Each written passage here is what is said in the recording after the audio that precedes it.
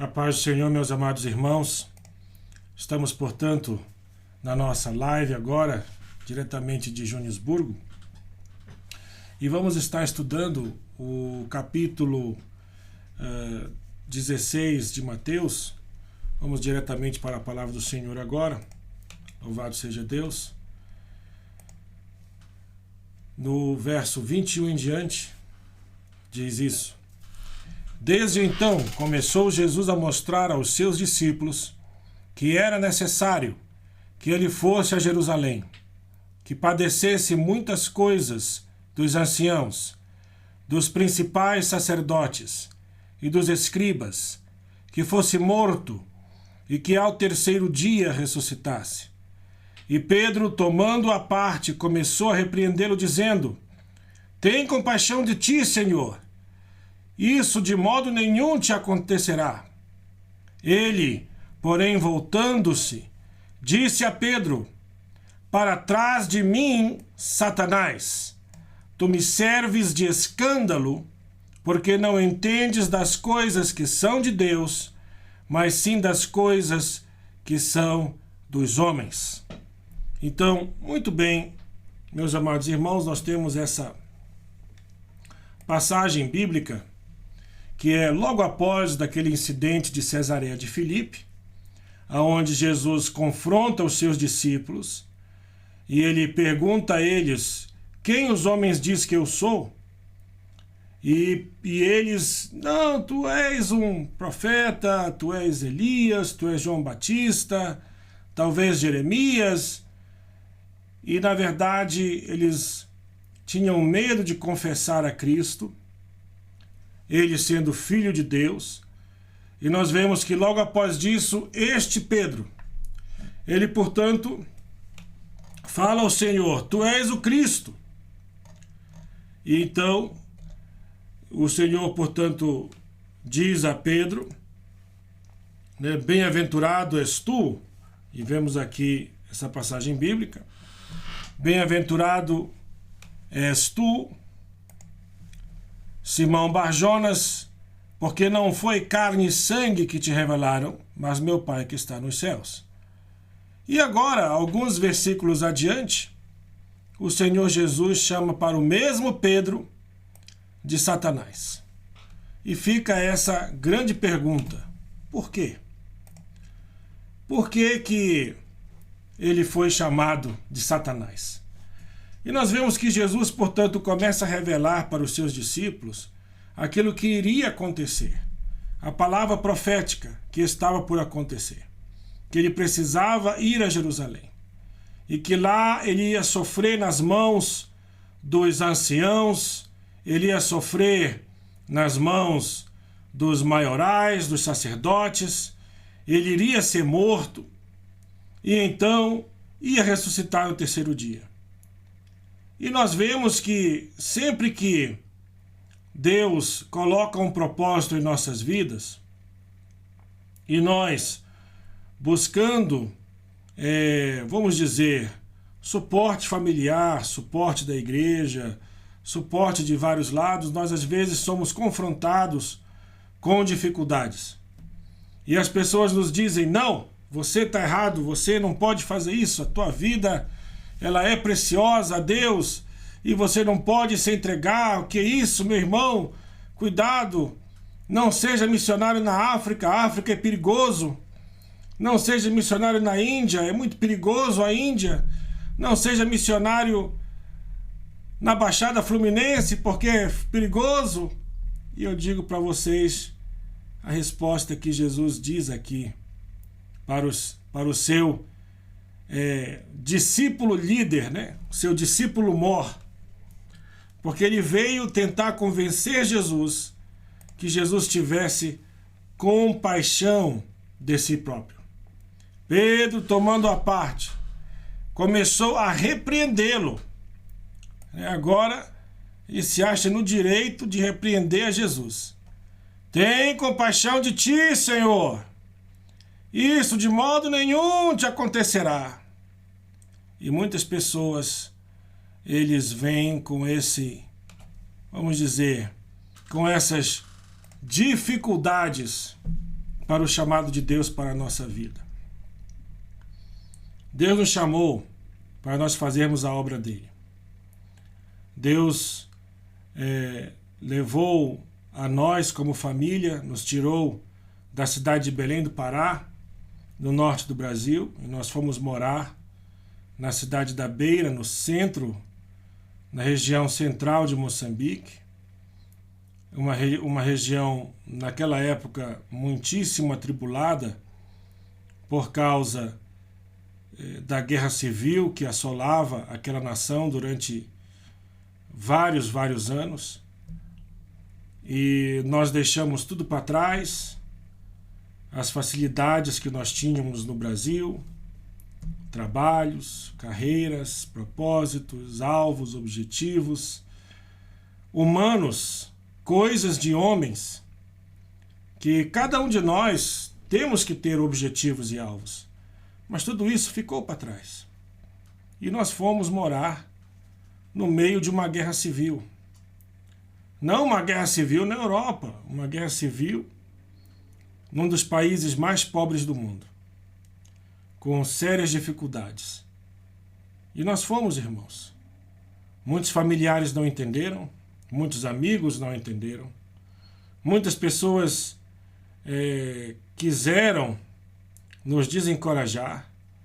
Eu nunca me esqueço, no ano de 1988, eu tinha 12 anos de idade, eu estava na cidade do Rio de Janeiro visitando uns primos dos meus pais, e naquela viagem eu encontrei um senhor português que havia fugido de Moçambique. Ele foi até das Forças Armadas da época, e ele me contou horrores sobre Moçambique. Eu tinha apenas 12 anos de idade, e ele me contou, e basicamente tentando me convencer que eu devia dizer ao meu pai e à minha mãe que Moçambique era um país horrível e não poderíamos ir para lá. E eu escutei aquele homem, e a única coisa que estava na minha cabeça naquele momento era o fato de que Deus tem um chamado. E eu, com 12 anos, eu já entendia isso, já podia compreender. E o meu chamado era acompanhar os meus pais. Aonde quer que eles fossem, eu iria, porque nós somos uma família. Deus, quando nos chamou, Ele nos chamou como família. Cada um de nós seguimos esse chamado, e até hoje nós estamos aqui. E nós viemos para a África sem medo. Eu acho que quando Deus criou a minha pessoa, acho que Ele tirou o medo. Porque eu, com 12 anos, eu vim para a África e me adaptei tão bem no meio dos meus irmãos moçambicanos. Eu ainda era jovem, eu tinha meus 14 anos, quase 15, quando nós fizemos a viagem para Moçambique. E eu sempre digo para as pessoas que foram anos muito felizes, difíceis, sim, muita dificuldade social, financeira, muitos problemas, mas conheci um povo feliz, e eu fui muito feliz e ainda sou feliz, porque nós estamos ainda envolvidos naquela obra há mais de 30 anos. E a mesma coisa aconteceu com Jesus aqui. Esses homens, um amigo dele, um homem que Jesus havia dito para ele: Deus te revelou essas coisas, ó Pedro, Simão Barjonas. E aqui ele tentando convencer Jesus: tem compaixão de ti mesmo, Senhor, não vai, nada disso pode te acontecer. Então Jesus, ele se volta para ele e ele fala da seguinte maneira: para trás de mim, Satanás. E aqui eu quero que você entenda o significado da palavra Satanás. A palavra Satanás, ela tem um significado muito diferente daquilo que nós imaginamos.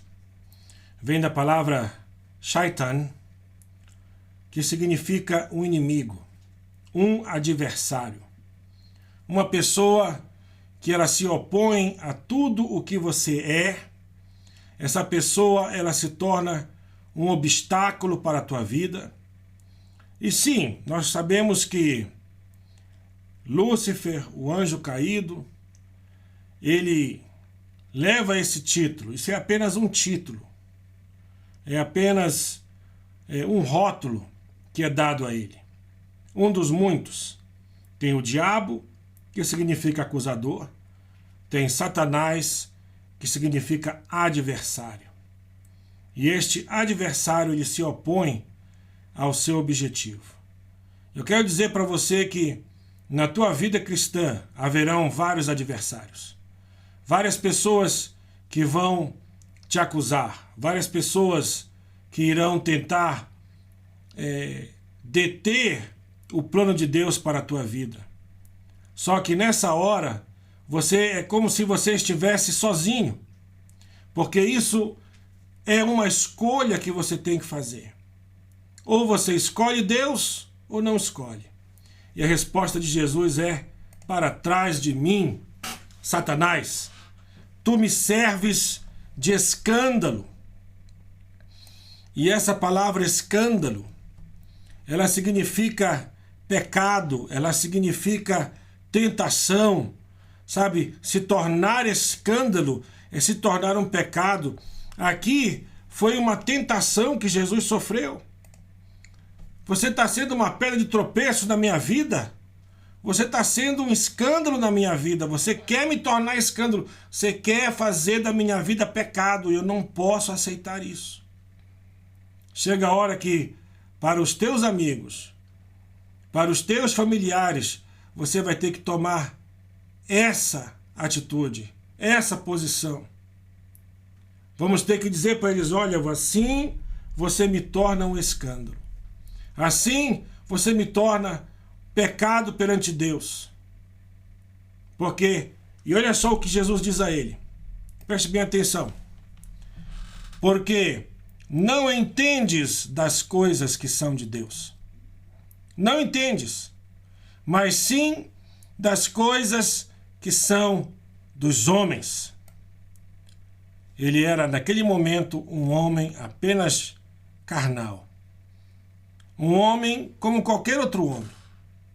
E é por isso que vem sempre em mente o fato de que muitos são chamados e poucos são escolhidos. Por quê? Porque poucos têm a determinação de se manter no chamado que vem de Deus, no chamado que Deus deu para eles.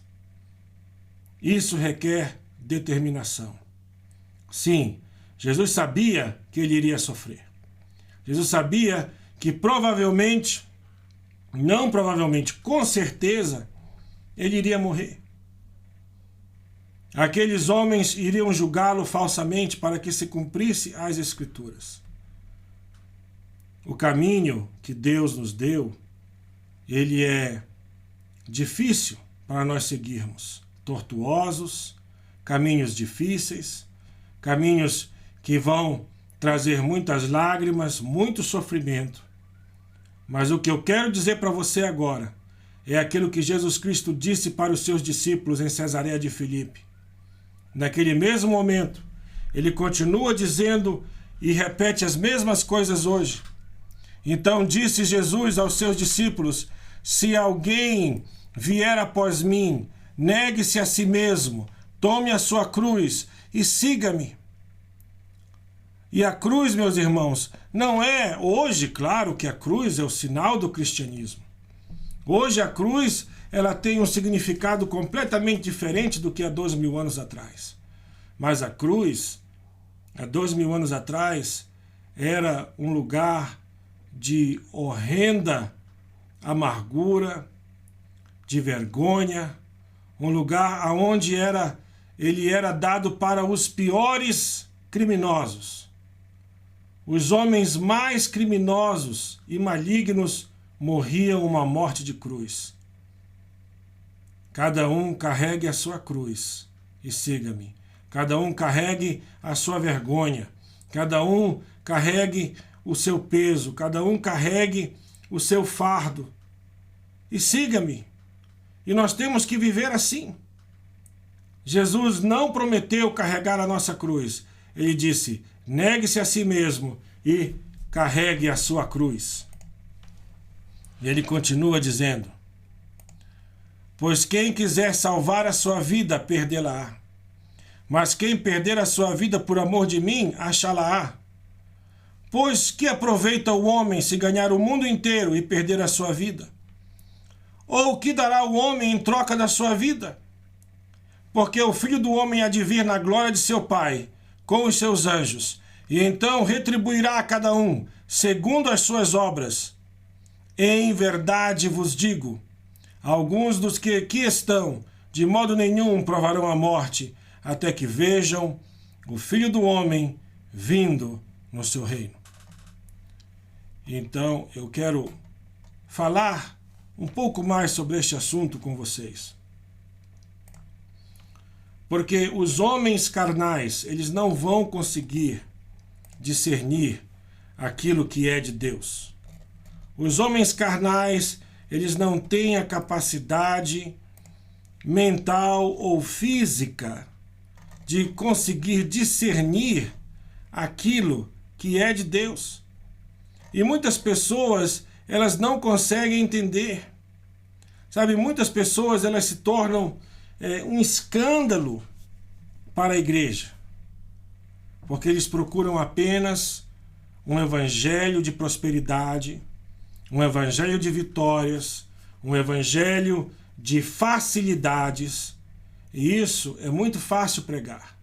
Mas pregar o evangelho que leva o homem para o céu, pregar o evangelho em que nós temos que confiar num Deus criador, num Deus que sara, num Deus que cura. Eu quero falar para você agora que está passando dificuldade. Você que está passando aí no seu quarto, você está doente, você está de cama, você está passando dificuldades financeiras. Entenda isso, que o nosso Deus, ele é um Deus que está vendo o que está acontecendo. E chega a hora, meus irmãos, em que nós temos que crer e reconhecer que Deus é Deus. Se chegou a nossa hora, vamos morrer.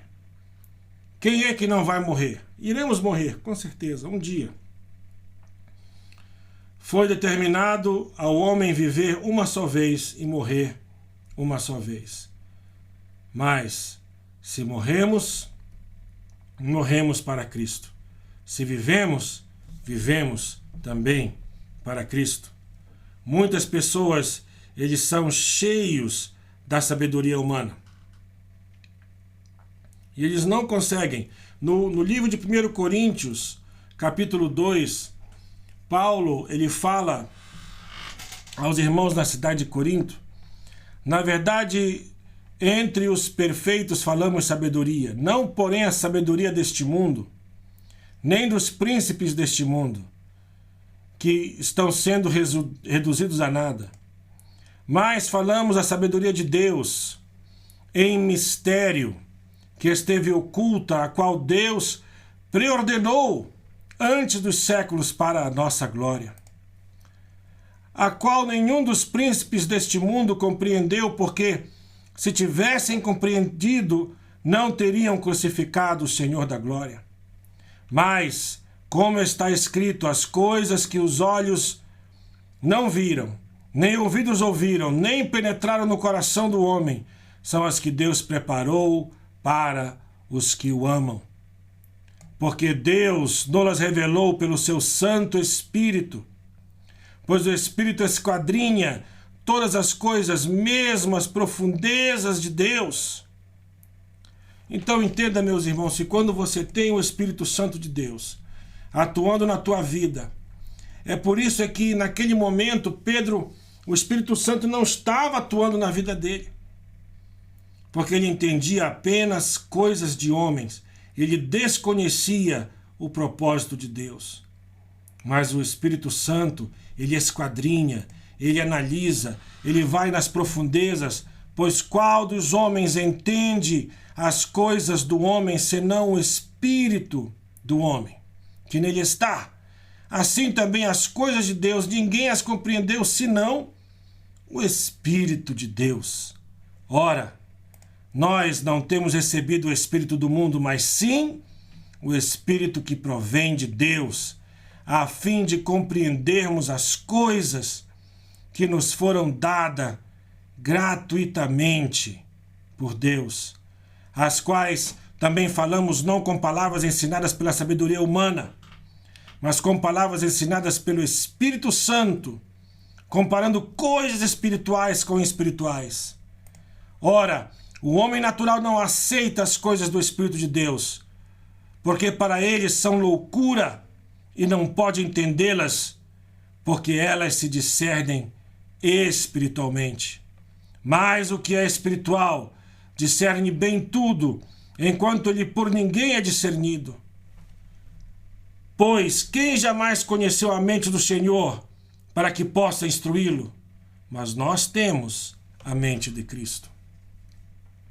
Amados irmãos, essa é a palavra que Deus tem colocado no meu coração para entregar para você hoje. Muitas pessoas não vão entender o teu propósito para com Deus. Muitas pessoas vão querer impedir que o teu objetivo, aquilo que Deus tem colocado, o chamado de Deus para a tua vida, seja impedido. E eles vão te dar 1001 razões humanas, sábias, de um ponto de vista apenas humano. Mas eu quero dizer para você que se você for fiel e você colocar a tua fidelidade nas mãos de Deus e você pedir o discernimento do Espírito Santo, então essas coisas serão discernidas, serão entendidas, serão reveladas de uma maneira espiritual e não carnal. É por isso que nós lutamos no espiritual. Nós vencemos no espiritual. Mas quando nós vencemos, isso tem um impacto real em nossa vida material. Eu quero dizer para você que nós desconhecemos o amanhã. É por isso que Tiago fala que nós não devemos viver em jactância, no nosso orgulho, mas nós devemos dizer: se for a vontade de Deus, iremos para aquele lugar, faremos isso, se for a vontade de Deus. Coloque a vontade de Deus em primeiro lugar na tua vida. Coloque a vontade de Deus. Ore hoje e coloque a vontade de Deus em primeiro lugar na tua vida. Eu quero orar por você agora, você que está enfermo na tua casa, no teu quarto, você que está de cama. Eu quero estar orando por vocês, a tantas pessoas que estão enfermas com esse vírus maligno do Covid-19. Vamos estar repreendendo isso agora. Eu creio no poder da cura. Eu creio que Deus possa abrir o teu pulmão. Eu creio que Deus pode transformar a tua vida. Eu creio que Deus pode encher você de força e graça. Sabe, meus irmãos, nenhum vírus consegue parar um homem cheio do Espírito Santo. Nenhum vírus pode parar o propósito. As pessoas querem que você pare, querem que você desista, mas chega a hora de você colocar o pé no chão e dizer: Senhor, me dá forças para que eu possa fazer a tua vontade. Feche seus olhos agora. Pai Santo que estás nos céus, eu te agradeço, Senhor Deus, por estes homens e mulheres que estão ouvindo a tua palavra. Eu te dou graças, Senhor Deus, porque tu tens dado essa palavra hoje, numa semana tão difícil para nós que vivemos aqui na África do Sul. Uma semana, Senhor Deus, de revoltas e ataques. Ó, Senhor Deus, uma semana em que o lockdown tem trazido tanta desgraça. Uma semana em que tantas pessoas têm sofrido com esse vírus maligno. Estamos, Senhor Deus, amedrontados, Senhor Deus. Como diz no Salmo 91, 1000 estão caindo ao nosso lado, 10.000 à nossa direita. Senhor Deus, mas nós elevamos agora o nosso olho para o monte. Senhor Deus, de onde nos virá o socorro? Porque o nosso socorro vem do Senhor, que fez os céus e a terra. Nós confiamos neste Deus, num Deus todo-poderoso, num Deus de graça, num Deus de sabedoria, num Deus que sara e cura. Senhor, mas mesmo, Senhor, se nós não formos sarados, nós confiamos em Ti, ó Deus, porque Tu és o nosso Redentor vive. Mesmo uma árvore cortada brotará ao cheiro das águas. Eu dou-te graças, Pai querido, pela vitória que tens determinado para o Teu povo. Eu dou-te graças, Senhor Deus, porque se mesmo que nós perdemos a nossa vida, nós vamos ganhá-la, Senhor Deus, dos céus. Mesmo que, Senhor, que nós morramos, nós temos a convicção da nossa salvação. Mas, Pai, nós chegamos perante Ti, porque Tu nos destes autoridade sobre cobras e escorpiões. Tu nos deste autoridade sobre enfermidades. Tu nos deste autoridade sobre espíritos imundos. E nós repreendemos agora esses espíritos imundos que querem tragar a nossa vida, destruir a nossa saúde, trazer confusão, trazer esse zaragatá, Senhor Deus, atropelar o progresso da nossa vida. Nós repreendemos agora essas armas forjadas no inferno contra nós. E clamamos, ó Deus, que se for da Tua vontade, se for do Teu agrado, se for para a Tua glória, sara os nossos corpos, sara a nossa cidade de Joanesburgo, a cidade de Durban, na nação da África do Sul, sara Moçambique, sara o Brasil. Senhor Deus, transforma, Senhor Deus, essa realidade maligna em uma bênção para as nossas vidas. Nós te agradecemos, ó Pai, em nome do Teu Filho Jesus Cristo. Que Deus os abençoe, meus irmãos. Que Deus vos encha de graça e paz. Que Deus possa iluminar o vosso caminho, dar sabedoria na vossa mente. Que a graça do nosso Senhor Jesus Cristo, que o amor de Deus nosso Pai, que a comunhão e a consolação do Espírito Santo sejam com todos vós, desde agora e para sempre. Amém. Que Deus vos abençoe.